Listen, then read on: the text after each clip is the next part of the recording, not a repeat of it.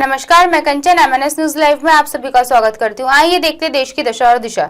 जी हाँ दोस्तों, जैसा आप सभी को पता है, हमारे इस स्पेशल प्रोग्राम में हम आपको देश के हाल और समाचार बताते हैं कि क्या चल रहा है देश में।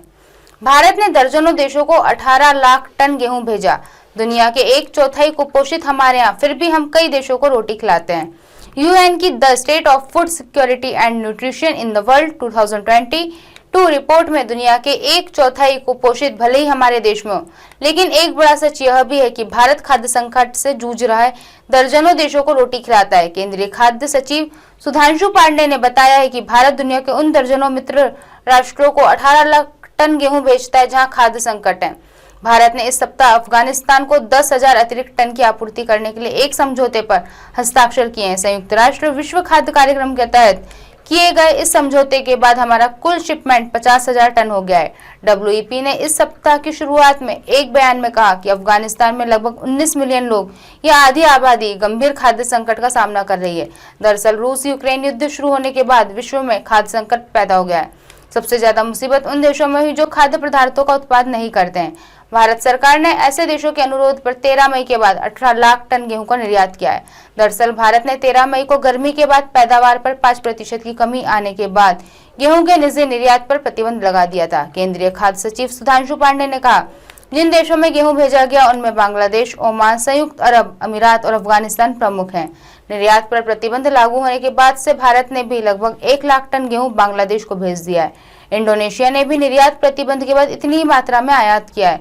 पिछले महीने खाद्य मंत्री पीयूष गोयल ने कहा था कि भारत गेहूं का प्रमुख निर्यातक नहीं है, लेकिन यह खाद्य संकट का सामना कर रहे मित्र देशों को हम गेहूं की आपूर्ति करते रहेंगे। बता दें, G7 देशों के समूह ने भारत की गेहूं निर्यात पर रोक लगाने पर कहा था कि इससे वैश्विक संकट बढ़ेगा। यूएन की the state of food security and nutrition in the world 2020 report के अनुसार 2019 के बाद लोगों का भूख से संघर्ष तेजी से बढ़ा है।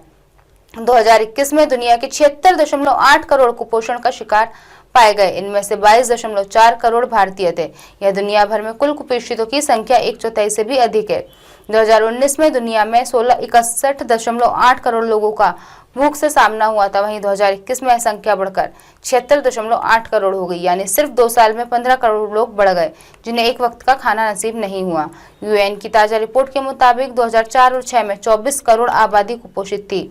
इन्हें या तो एक वक्त का खाना नहीं मिल पाया था या इनके भोजन में पौष्टिक तत्व 50% से कम थे। दुनिया में भुखमरी तो पिछले 15 सालों से लगातार बढ़ रही है, लेकिन इसकी रफ्तार पिछले 2 सालों में तेज हुई है। दूसरी ओर भारत की स्थिति में थोड़ा सुधार देखने को मिला है।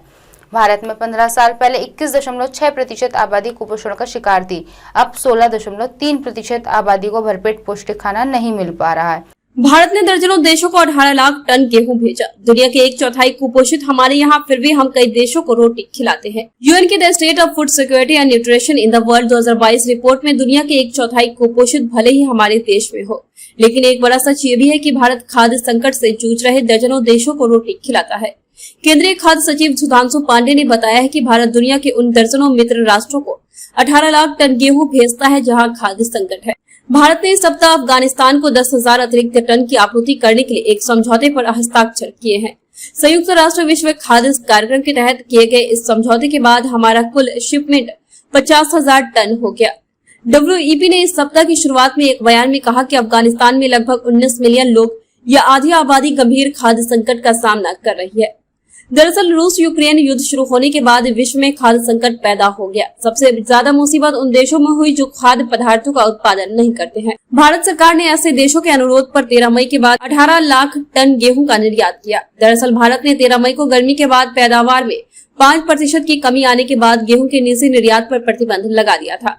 केंद्रीय खाद्य सचिव सुधांशु पांडे ने कहा, जिन देशों में गेहूं भेजा गया उनमें बांग्लादेश, ओमान, संयुक्त अरब अमीरात और अफगानिस्तान प्रमुख है। निर्यात पर प्रतिबंध लागू होने के बाद से भारत ने भी लगभग 1 लाख टन गेहूं बांग्लादेश को भेज दिया है। इंडोनेशिया ने भी निर्यात प्रतिबंध के बाद इतनी ही मात्रा में आयात किया है। पिछले महीने खाद्य मंत्री पीयूष गोयल ने कहा था कि भारत गेहूं का प्रमुख निर्यातक नहीं है, लेकिन यह खाद्य संकट का सामना कर रहे मित्र देशों को हम गेहूं की आपूर्ति करते रहेंगे। बता दें, G7 देशों के समूह ने भारत के गेहूं निर्यात पर रोक लगाने पर कहा था कि इससे वैश्विक संकट बढ़ेगा। यूएन के the state of food security and nutrition in the world 2022 report के अनुसार 2019 के बाद लोगों का भूख से संघर्ष तेजी से बढ़ा है। 2021 में दुनिया के 76.8 करोड़ कुपोषण का शिकार पाए गए। इनमें 22.4 करोड़ 29% भारतीय थे।